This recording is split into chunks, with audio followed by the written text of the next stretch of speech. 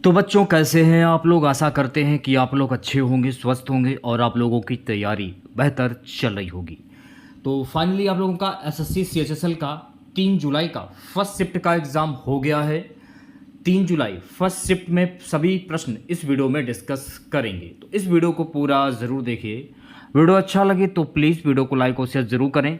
और जो भी हमारे नए बच्चे हैं, जिन बच्चों ने चैनल को सब्सक्राइब नहीं किया तो प्लीज़ चैनल को सब्सक्राइब करके नोटिफिकेशन बेल ऑन करना ना भूलें। तो चलिए वीडियो को स्टार्ट करते हैं। तो देख लेते हैं एसएससी सीएचएसएल के 3 जुलाई के पहली पाली में कैसे क्या प्रश्न पूछे गए थे। तो पहला प्रश्न देखिए पूछा गया था कि 42वें संविधान संशोधन में कितने मूल कर्तव्य जोड़े गए हैं। 42वें संविधान संशोधन में कुल 10 मूल कर्तव्यों को जोड़ा गया है।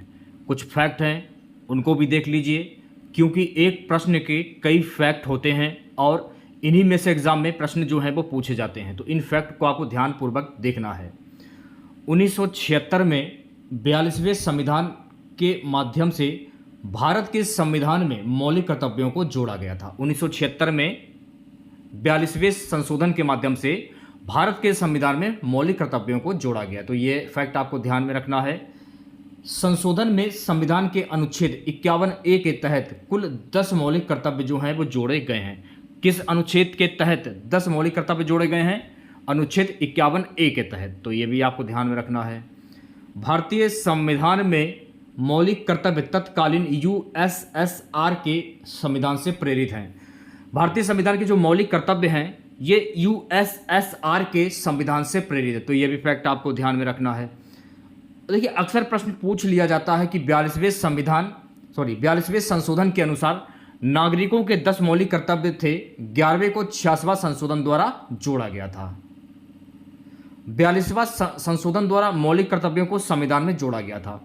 अगर पेपर में पूछ लिया जाए एसएससी सीएचएसएल के एग्जाम में कि किस संशोधन द्वारा मौलिक कर्तव्यों को संविधान में जोड़ा गया है, तो 42वां संशोधन के द्वारा संविधान में मौलिक कर्तव्यों को जोड़ा गया है। 42वें संशोधन द्वारा नागरिकों के मूल कर्तव्यों को 1976 में भारतीय संविधान में जोड़ा गया था। 42वें संशोधन द्वारा नागरिकों के मूल कर्तव्यों को वर्ष 1976 में भारतीय संविधान में जोड़ा गया था। तो ये भी फैक्ट आपको ध्यान में रखना है। और 1976 में 42वें संशोधन द्वारा स्वर्ण सिंह समिति द्वारा पेश किया गया था।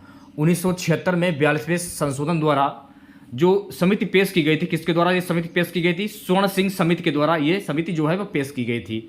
तो ये सारे फैक्ट आपको ध्यान में रखने हैं। ठीक है, चलिए बढ़ते हैं अगले क्वेश्चंस की ओर। अगला क्वेश्चन देखिएगा सभी बच्चे। सेशन को शेयर कर दीजिए एक बार आप लोग, वीडियो को जल्दी से लाइक कर दीजिए। यक्षगान नृत्य किस राज्य से संबंधित है? देखिए यक्षगान नृत्य की अगर हम बात करें तो यक्षगान नृत्य जो है ना, ये कर्नाटक राज्य से संबंधित है। यक्षगान कर्नाटक का एक पारंपरिक नाट्य रूप है। इसका शाब्दिक अर्थ यक्ष का गीत है। ये उडुपी जिले में विकसित हुआ है। यक्षगान जो नृत्य है ये किस जिले से विकसित हुआ है? तो ये उडुपी जिले से विकसित हुआ है। तो ये भी फैक्ट आपको ध्यान में रखना है। अब कुछ नृत्य हैं। कथकली जो है ये केरल का लोक नृत्य है। नाटी एक लोकप्रिय नृत्य शैली, ये हिमाचल प्रदेश से संबंधित है। अक्सर पेपर में पूछ लिया जाता है कि नाटी जो नृत्य शैली है एक लोकप्रिय, ये किस राज्य से संबंधित? तो ये हिमाचल प्रदेश से संबंधित है। तो ये भी फैक्ट आपको ध्यान में रखना है। भारत के अधिकांश शास्त्रीय नृत्य 3 मुख्य पहलुओं जैसे भाव, राग और ताल जोड़ती है। ये भी फैक्ट आपको ध्यान में रखना है। भारत में कुल 8 शास्त्रीय नृत्य हैं। पेपर में अगर पूछा जाए एसएससी सीएचएसएल के एग्जाम में कि भारत में कुल कितने शास्त्रीय नृत्य हैं, कुल 8 शास्त्रीय नृत्य हैं, ये आपको ध्यान में रखना है। पाइका नृत्य ये उड़ीसा से संबंधित है। ठीक है, और कथक नृत्य जो है, कथक नृत्य रूप हिंदुस्तानी शास्त्रीय संगीत से संबंधित है। तो ये सारे फैक्ट आपको ध्यान में रखने जो कि आपके एग्जाम के से संबंधित काफ़ी महत्वपूर्ण है। एक क्वेश्चन पूछा गया था कि सिजदा प्रथा किसके द्वारा चलाई गई थी? अगर हम सिजदा प्रथा की बात करें तो सिजदा प्रथा जो है ना, गयासुद्दीन बलबन के द्वारा चलाई गई। किसके द्वारा चलाई गई थी? गयासुद्दीन बलबन के द्वारा। सिजदा और पैपोस की प्रथा ये गयासुद्दीन बलबन के द्वारा शुरू की गई थी। पेपर में देखिए सिजदा भी पूछा जा सकता है और पैबोस भी पूछा जा सकता है। तो दोनों आपको ध्यान में रखने हैं कि सिजदा और पैबोस की जो प्रथा है गयासुद्दीन बलबन के द्वारा शुरू की गई थी। और एक बात और आपको ध्यान रखनी है कि सती प्रथा पर रोक लगाने की कोशिश मोहम्मद बिन तुगलक ने की थी, यह आपको ध्यान रखना है। और घोड़ों को दागने की जो प्रथा है ये अलाउद्दीन खिलजी के द्वारा शुरू की गई थी। पेपर में अगर पेपर में प्रश्न पूछ लिया जाए कि सती प्रथा पर रोक लगाने की कोशिश किसके द्वारा की गई थी, मोहम्मद बिन तुगलक के द्वारा की गई थी। एसएससी सिचल के एग्जाम में अगर पूछा जाए कि घोड़ों को दागने की प्रथा किसके द्वारा शुरू की गई थी, अलाउद्दीन खिलजी के द्वारा शुरू की गई थी। अच्छा, इक्ता प्रथा को संस्थानिक दर्जा किसने दिया था, तो इक्ता प्रथा को संस्थानिक दर्जा इल्तुतमिश के द्वारा दिया गया था। इल्तुतमिश के काल के दो बुनियादी सिक्के चांदी का टका और तांबे का जीतल जारी किए गए थे। और बाजार नियंत्रण नीति की जो शुरुआत है ये किसके द्वारा शुरू की गई थी, तो बाजार नियंत्रण नीति की शुरुआत अलाउद्दीन खिलजी के द्वारा शुरू की गई थी। तो ये सारे फैक्ट आपको ध्यान में रखने हैं क्योंकि इन्हीं फैक्ट से आपके एसएससी सीएचएसएल के एग्जाम में प्रश्न जो है वो पूछे जाते हैं। अगला क्वेश्चन, 2011 की जनगणना के अनुसार किस राज्य की जनसंख्या कम है। 2011 की जनगणना के अनुसार सिक्किम राज्य की जनसंख्या जो है वो कम है। 2011 की जनगणना के अनुसार सिक्किम भारत का सबसे कम जनसंख्या वाला राज्य है। देश का सबसे कम जनसंख्या वाला राज्य 6.71 लाख की जनसंख्या वाला सिक्किम था और अभी भी सिक्किम है। 2011 की जनगणना के अनुसार मैं आपको बता रहा हूं भारत का सबसे कम जनसंख्या वाला राज्य है सिक्किम। डॉक्टर एस चंद्रमौली 2011 की भारतीय जनगणना के लिए भारत के रजिस्ट्रार जनरल और जनगणना आयुक्त थे। तो यह भी फैक्ट आपको ध्यान रखना है। उत्तर प्रदेश सर्वाधिक जनसंख्या वाला राज्य है। महाराष्ट्र की अगर हम बात करें तो महाराष्ट्र भारत का दूसरा सबसे अधिक जनसंख्या वाला राज्य है। देश में लिंगानुपात प्रति 1000 पुरुषों पर 943 महिलाओं का था। हरियाणा की अगर हम बात करें तो हरियाणा में लिंगानुपात सबसे कम है जहां प्रति 1000 पुरुषों पर सिर्फ 877 महिलाएं हैं। और बिहार में सर्वाधिक जनसंख्या घनत्व है, यह भी फैक्ट आपको ध्यान में रखना है। 2011 की जनगणना के अनुसार भारत में कुल साक्षरता दर 74% है। 63.82% साक्षरता के साथ बिहार भारत का सबसे कम साक्षर राज्य है। शहरी क्षेत्रों में रहने वाले 62.17% जनसंख्या के साथ गोवा सबसे अधिक शहरीकृत राज्य था। तो ये सारे फैक्ट आपको ध्यान में रखने हैं क्योंकि इन्हीं फैक्ट से आपके एसएससी सीएचएसएल के एग्जाम में क्वेश्चन जो है वो पूछे जाते हैं। सेशन को शेयर कर दीजिए एक बार आप लोग और वीडियो को लाइक कर दीजिए। एक क्वेश्चन देखिए, साक्षरता दर मानक से प्रश्न पूछा गया था। प्रश्न क्या पूछा गया था ये तो खैर हमको नहीं मालूम है, कुछ महत्वपूर्ण फैक्ट उन्हें देख लीजिए आप लोग। 2011 की जनगणना के अनुसार भारत में साक्षरता दर कितनी थी, 74.0% थी।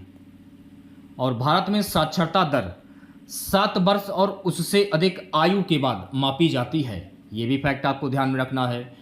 2011 की जनगणना के अनुसार भारत में पुरुष साक्षरता दर 82.14% थी। कितनी थी, 82.14%। तो ये सारे फैक्ट आपको ध्यान में रखने, ठीक है। अगला क्वेश्चन पूछा गया था, उत्तर भारत के मैदान में पुरानी जलोढ़ मिट्टी को क्या कहते हैं। उत्तर भारत के मैदान में पुरानी जलोढ़ मिट्टी को भांगर कहते हैं। क्या कहते हैं, भांगर कहते हैं। भांगर पुरानी जलोढ़ मृदा है जो ऊपरी जलोढ़ पथ का प्रतिनिधित्व करती है। हिमालय क्षेत्र में हमें जलोढ़ मिट्टी मिलती है। जलोढ़ मिट्टी हमें कहाँ पर मिलती है, हिमालय क्षेत्र में मिलती है। भारत का संपूर्ण उत्तरी मैदान जलोढ़ मिट्टी से बना है। भारत का संपूर्ण उत्तरी मैदान किससे बना है, जलोढ़ मिट्टी से बना है। यह भी फैक्ट आपको ध्यान रखना है। उत्तरी मैदानों का खादर क्षेत्र सबसे अधिक उपजाऊ है। सबसे अधिक उपजाऊ क्षेत्र कौन सा है, खादर क्षेत्र। तो यह भी आपको फैक्ट ध्यान में रखना है। दूसरी बात, जलोढ़ मिट्टी उत्तरी मैदानों और नदी घाटियों में फैली हुई है और भारत के कुल क्षेत्रफल का लगभग 40% है। जलोढ़ मिट्टी उत्तरी मैदान में पाई जाती है। तो ये सारे फैक्ट आपको ध्यान में रखने हैं। मिट्टी से संबंधित जो भी क्वेश्चन मेरे सामने मैंने डिस्कस किया है एक्स्ट्रा फैक्ट में, तो इन सभी एक्स्ट्रा फैक्ट को आप अच्छे से याद कर लीजिए और किसी कॉपी पर नोट कर लीजिए आप लोग, ठीक है। अगला क्वेश्चन देखिएगा, प्रथम भारतीय महिला रेसलर जिसने कॉमनवेल्थ गेम्स में मेडल जीता है। प्रथम भारतीय महिला रेसलर जिसने कॉमनवेल्थ गेम्स में मेडल जीता, इनका नाम क्या है, रूपा उन्नीकृष्णन। कौन है, रूपा उन्नीकृष्णन। रूपा उन्नीकृष्णन राष्ट्रमंडल में पहला स्वर्ण पदक जीतने वाली पहली भारतीय महिला एथलीट हैं। रूपी उनाकृष्णन राष्ट्रमंडल खेलों में स्वर्ण पदक जीतने वाली पहली भारतीय महिला बनी, जिन्होंने कुआलालंपुर में CWG 1998 में 50 मीटर राइफल प्रोन खिताब जीता था। अब कुछ महत्वपूर्ण फैक्ट और भी उन्हें भी जान लीजिए आप लोग। राष्ट्रमंडल खेल 2022 में मीराबाई चानू ने प्रथम स्वर्ण पदक जीता था। राष्ट्रमंडल खेल 2022 में मीराबाई चानू ने प्रथम स्वर्ण पदक जीता था। यह फैक्ट आपको ध्यान में रखना है, क्योंकि फैक्ट बहुत ही इंपॉर्टेंट रहते हैं, क्योंकि इन्हीं फैक्ट से भी क्वेश्चंस जो है वो पूछे जाते हैं। ओलंपिक में पदक जीतने वाली पहली भारतीय महिला पहलवान कौन थी? तो ओलंपिक में पदक जीतने वाली पहली भारतीय महिला पहलवान थी साक्षी मलिक। ओलंपिक पदक जीतने वाली पहली भारतीय महिला कौन थी? कर्णम मल्लेश्वरी। तो ये भी फैक्ट आपको ध्यान में रखना है कि ओलंपिक पदक जीतने वाली पहली भारतीय महिला थी कर्णम मल्लेश्वरी। राष्ट्रमंडल खेल 2018 में भारत का पहला स्वर्ण पदक जो था वो मीराबाई चानू ने जीता था। तो ये भी फैक्ट आपको ध्यान में रखना है। लगातार 2 ओलंपिक पदक जीतने वाली एकमात्र भारतीय महिला कौन थी? PV सिंधु। ये भी फैक्ट आपको ध्यान में रखना है, ठीक है। तो ये सारे फैक्ट जो हैं आपको ध्यान में रखने हैं। जो भी मैंने आपको फैक्ट बताया है, इन्हें फैक्ट को देखते चलिए आप लोग। अगला क्वेश्चन देखिए, पूछा गया था गाइस कि कुचिपुड़ी नृत्य किस राज्य का लोक नृत्य है? कुचिपुड़ी जो है ना, ये आंध्र प्रदेश का लोक नृत्य है। कुचिपुड़ी एक शास्त्रीय नृत्य शैली है जिसकी उत्पत्ति भारतीय राज्य आंध्र प्रदेश में हुई थी। इसका नाम आंध्र प्रदेश के कुचिपुड़ी नामक गांव के नाम पर रखा गया है, जहां इसे 17वीं शताब्दी में ब्राह्मण पुरुषों द्वारा विकसित किया गया था। तो ये फैक्ट आपको ध्यान रखने हैं कुचिपुड़ी के बारे में। अब कुछ शास्त्रीय नृत्य हैं और स्थान हैं। कथकली किस राज्य का लोक नृत्य है? तो कथकली जो है ये केरल का लोक नृत्य है। मोहिनीअट्टम भी केरल का लोक नृत्य है। भरतनाट्यम तमिलनाडु का लोक नृत्य है। कुचिपुड़ी तो मैंने आप लोगों को बता दिया कि कुचिपुड़ी आंध्र प्रदेश का लोक नृत्य है। ओडिसी ओडिशा का लोक नृत्य है। मणिपुरी मणिपुर का लोक नृत्य है। शास्त्रीय नृत्य बहुत ही इंपॉर्टेंट, मोहिनीअट्टम, शास्त्रीय नृत्य और आपके ये होते हैं कथकली, मोहिनीअट्टम, शास्त्रीय नृत्य, ये सभी इंपॉर्टेंट है। कथक भी, शास्त्रीय नृत्य असम का लोक नृत्य है। कथक ये उत्तर प्रदेश का लोक नृत्य है, ठीक है। तो ये सारे फैक्ट आप याद कर लीजिए, ठीक है। चलिए बढ़ते हैं नेक्स्ट क्वेश्चन के। अगला क्वेश्चन देखिएगा सभी बच्चे। अगला क्वेश्चन पूछा गया था, नवरोज किस राज्य का त्योहार है? नवरोज या नैरोज का त्योहार पारसी समुदाय द्वारा नए वर्ष के रूप में मनाया जाता है। नवरोज त्योहार जो है ये त्योहार पारसी समुदाय के द्वारा मनाया जाता है। पारसी समुदाय पारसी धर्म का पालन करते थे, जिसकी स्थापना प्राचीन फारस अब ईरान में हुई थी। नवरोज या नवरोज का अर्थ है नया दिन है और यह फारसी कैलेंडर के पहले दिन को चिन्हित करता है। मुगलों ने नवरोज का त्योहार पारसी से अपनाया है। यह फैक्ट आपको ध्यान रखना है, क्योंकि यह फैक्ट बहुत ही इंपॉर्टेंट है। पारसी नव वर्ष को नवरोज के नाम से जानते हैं। पपेटी है ये पारसियों का त्योहार है। तो ये सारे फैक्ट आपको ध्यान में रखने हैं, ठीक है। अगला क्वेश्चन गाइस पूछा गया था कि वैद्युत क्षेत्र की खोज कब की गई थी?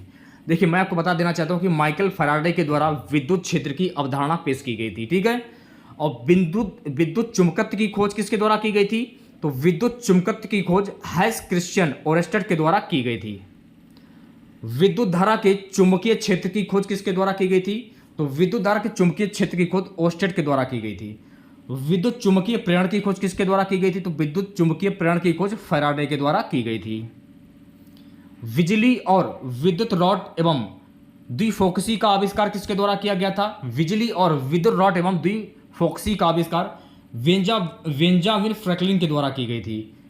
और आपको एक बात और ध्यान रखना कि कार्ल फ्रेडरिक गॉस और विलियम एडवर्ड वेबर ने दुनिया के पहले विद्युत चुंबकीय टेलीग्राफ का आविष्कार 1833 में किया था। प्रकाश विद्युत प्रभाव सबसे पहले हर्ट्ज के द्वारा खोजा गया था।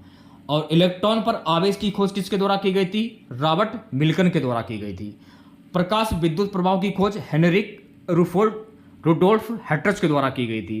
तो ये सारे फैक्ट आपको ध्यान में रखने हैं, क्योंकि इन्हीं फैक्ट से क्वेश्चन जो हैं वो पूछे जाते हैं। अगला क्वेश्चन देखेगा सभी बच्चे।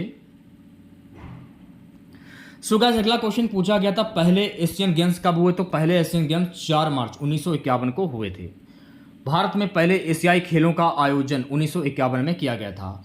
ओलंपिक खेलों की तरह ये हर साल 4 साल में आयोजित किए जाते हैं। ओलंपिक खेल जो हैं ये एशियाई खेल ये हर साल में कब आयोजित किए जाते हैं? हर 4 साल में आयोजित किए जाते हैं।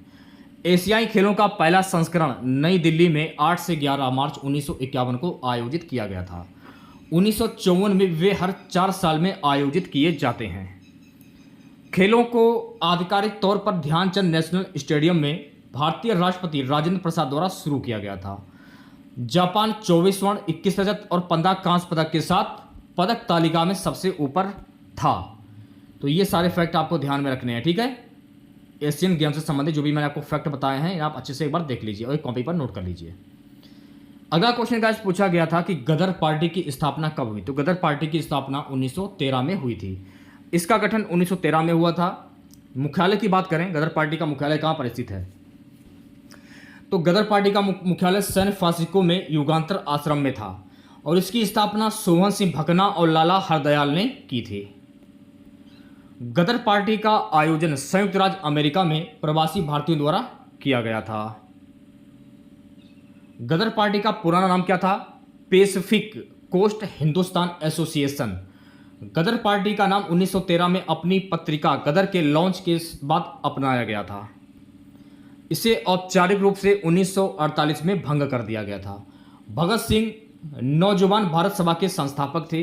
वीडी सावरकर अभिनव भारत सोसाइटी के संस्थापक थे। तो ये सारे फैक्ट आपको ध्यान में रखने हैं जो भी मैंने आपको बताया गदर पार्टी से संबंधित जो भी फैक्ट मैंने आपको बताया इन्हें अच्छे से एक बार देख लीजिए। तो ठीक है, इतने ही क्वेश्चन आपको मिले थे जो कि मैंने आप लोगों के सामने शेयर कर दिए हैं विद एक्स्ट्रा फैक्ट के साथ में। तो वीडियो कैसा लगा आप लोगों को कमेंट बॉक्स में जरूर बताइएगा। अगर आप लोगों को वीडियो अच्छा लगा हो तो प्लीज़ वीडियो को लाइक और शेयर जरूर करें। चैनल पर नए हैं जिन लोगों ने अभी तक चैनल को सब्सक्राइब नहीं किया है तो प्लीज़ चैनल को जरूर सब्सक्राइब करें और नोटिफिकेशन बेल ऑन करना ना भूलें। मिलते हैं नेक्स्ट वीडियो के साथ। जय हिंद, जय भारत।